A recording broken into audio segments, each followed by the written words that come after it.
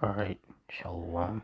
First and foremost, when I start this lesson off, be giving all the praise, honor, and glory to Yahweh, Ba'ashem, Yahweh Shai, Ba'ashem, Rakakwadash. Double honor to the apostles and elders of Great Millstone. Honors to all the brothers who are still preaching the word in sincerity and in faith. Shalom to the sincere Akwath. And Shalom to the scattered Israelites who are amongst these heathen nations and look like these heathens. Now, this lesson is going to be an Iran war update in regards to this peace deal. So through the Spirit, I'm going to read this article, get some precepts, and Lord's will, you're edified.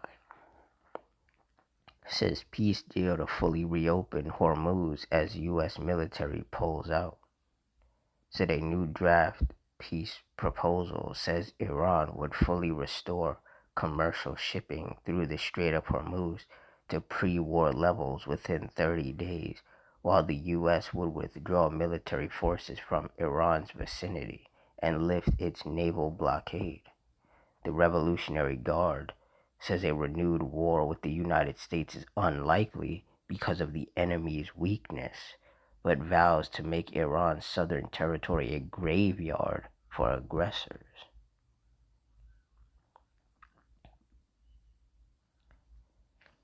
It says White House calls Iran reporting on peace deal complete fabrication. Iranian media reporting on memorandum of understanding to end the U.S.-Israel war is not true and a complete fabrication, the White House says in a statement. Said third parties opposed to U.S.-Iran deal may try to prevent agreement. Fayyad Izadi, a professor at the University of Tehran, says Iran has been and remains willing to compromise to reach a deal with the United States. But he noted that when the two countries have neared agreements in the past, other parties opposed to such diplomacy attempt to prevent a deal from being reached. You have Israelis and other parties that don't want to see any type of agreement. They get busy. They engage in activities to maybe try to prevent an agreement, told Al Jazeera. This is what we have seen before. We may see it again. And that's right. And more than likely that will happen again because, as we know, Netanyahu, he needs this war to keep going. Both him and Trump need these wars to happen because otherwise they'd get locked up for all of their crimes. But when their country is in a state of war, then those proceedings can't really go forth.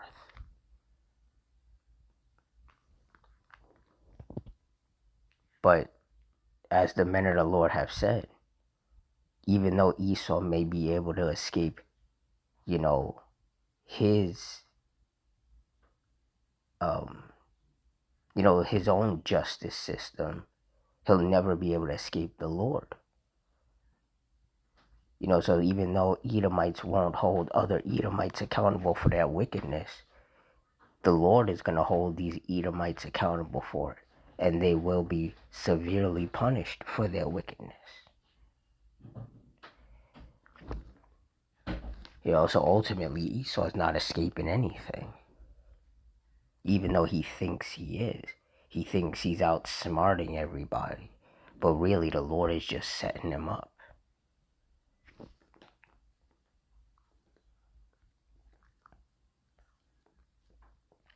Proverbs 21:1. The king's heart is in the hand of the Lord Yahweh. As the rivers of water, he turneth it whithersoever he will. Yeah, so every time there's about to be some peace, a peace negotiation, a peace deal being finalized, like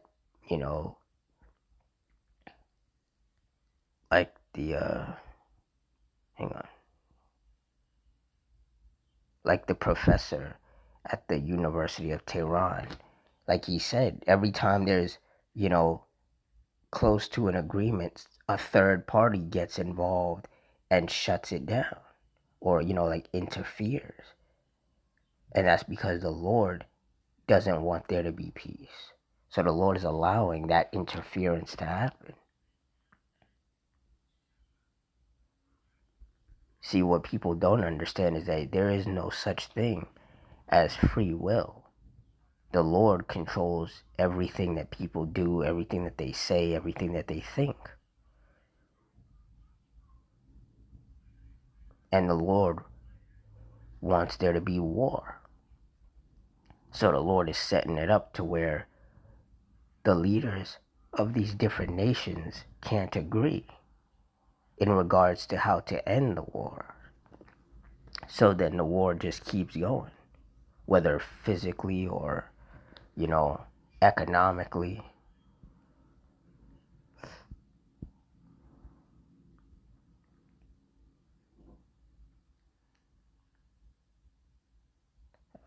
Where is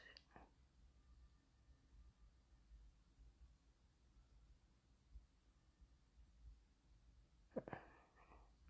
Never mind.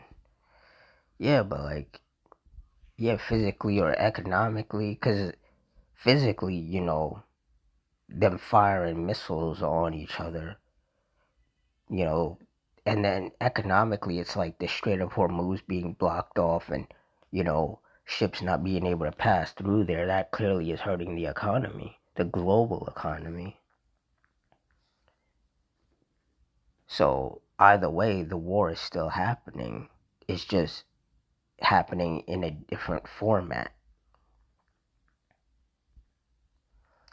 Luke 12:51, suppose ye that I am come to give peace on earth? I tell you nay, but rather division. And this is why these nations can't get along. Because the Lord doesn't want there to be peace between them. He wants there to be division. And within that division, there's hostility. There's threats being made back and forth.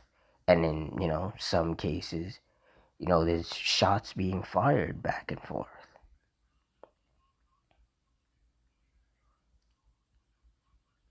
And then things calm down for a little bit. And everyone's talking about a peace deal or peace negotiations. And then that gets killed off. And they're right back to firing shots. And this just shows you that the Lord is the one controlling it. Because if the Lord wanted there to be peace, there would be peace already. But there's not going to be peace on earth until the kingdom of heaven is established. And the kingdom of heaven is not going to be established until Esau and his wicked system is brought down.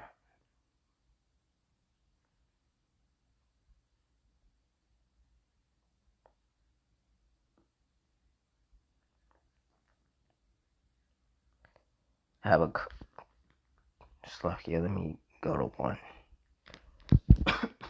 Slakia. Habakkuk 2:1. I will stand upon my watch and set me upon the tower, and will watch to see what he will say unto me, and what I shall answer when I am reproved. Verse 2. And the Lord Yahweh answered me and said, write the vision, and make it plain upon tables, that he may run that readeth it. Verse 3. For the vision is yet for an appointed time, but at the end it shall speak and not lie. Though it tarry, wait for it, because it will surely come, it will not tarry. And those of us of the hopeful elect, we have to remain patient. Obviously, we want America destroyed. We want Esau brought down. We want the kingdom of heaven to be established. We want Yahweh Shai to rule. We also want to rule. But we have to understand that the Lord has everything set up for an appointed time. So, even though it seems like things are, slowing down, and then they speed up again and they slow down again, it's just this back and forth, and, we just want things to pop off already. The Heavenly Father has everything set up perfectly. He knows exactly when things are meant to happen, when he has set things up to happen. And as I've said before, there are other prophecies that have to come to pass first before the Lord allows this war to go full blown and be a full-fledged world war where it's not just the US, Israel, and Iran. The Lord is going to allow all of the major world powers to get involved. That's what makes it a world war. And this third world war is going to be a nuclear war. It's going to be the last war. It's going to be the war to end all wars.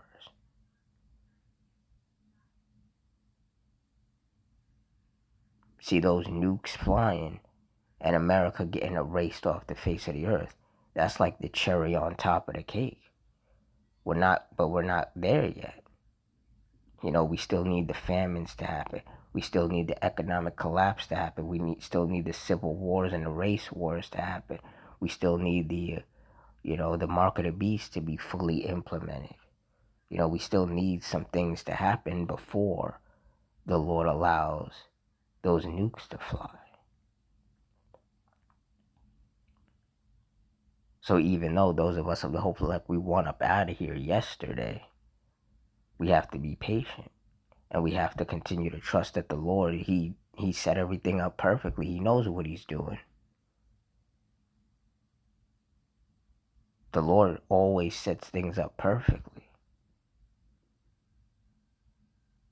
You just have to be patient. You got to trust in the process. You got to remain fervent and diligent and keep your hand on that plow.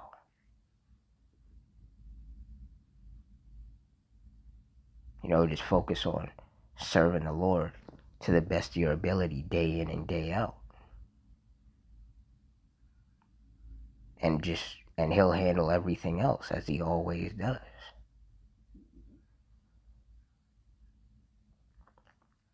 These heathens, they have no idea what the Lord is about to unleash upon them. These wicked people in general have no idea what the Lord is about to unleash upon them. You see, there's a lot of people that are, preparing for the summer. They think they're just going to be going on vacation, flying here, flying there, driving here, driving there, going to all these different concerts and events and just having fun. They have no idea that the Lord is going to be unleashing judgments left, right, and center all summer long.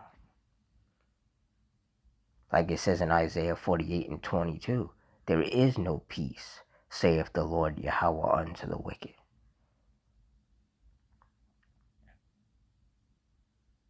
So as the longer this war goes on, the more prices in certain areas are going to continue to skyrocket. It's going to be more strain on people financially because people can't afford groceries and gas and to pay their bills and, do all these other things that cost money. So as much fun as people think they're going to be having, the Lord has other plans in store for them. And this war was a major part of that.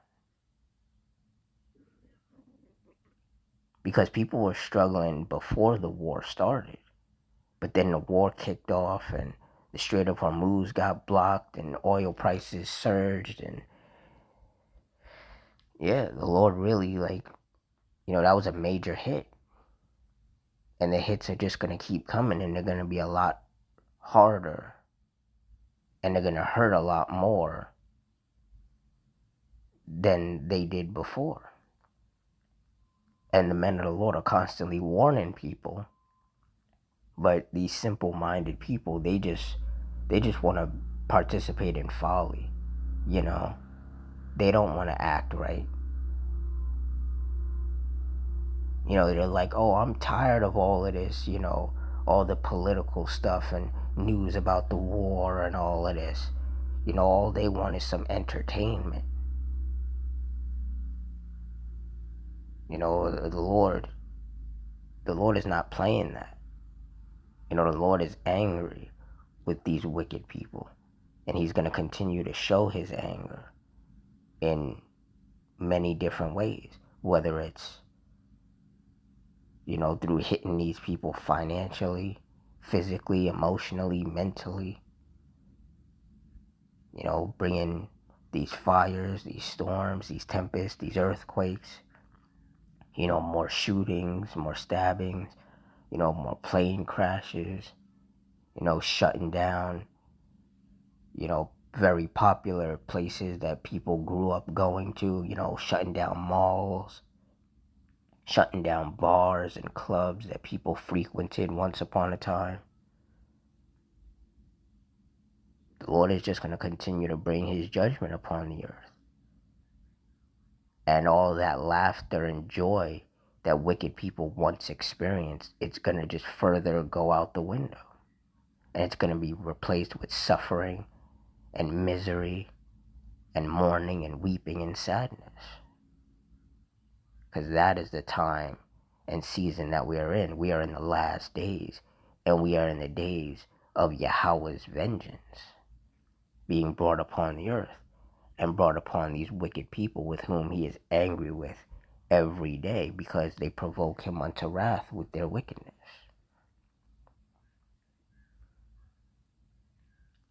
So for all you sincere brothers and sisters, just stay locked in, stay circumspect, and continue to watch. Because the Lord is daily making moves out here against the wicked, against our enemies. So with that, I'm going to wrap it up here. In closing, I want to give all the praise, honor, and glory unto Yahweh, Ba'ashem, Yahushai, Ba'ashem, Rakakudash, the Wadi Yahweh, Ba'ashem, Yahushai, for putting the spirit on me to do this lesson. Double honors to the apostles and elders of Great Millstone. Honors to all the brothers who are firmly preaching the word in sincerity and in faith. Shalom to the sincere Akwath, which are the sincere sisters. And shalom to the scattered Israelites who are amongst these heathen nations and look like these heathens. I hope you all stay strong, stay safe, stay fervent, stay circumspect, stay prayed up. Adawan Ratazah. Till next time, shalom.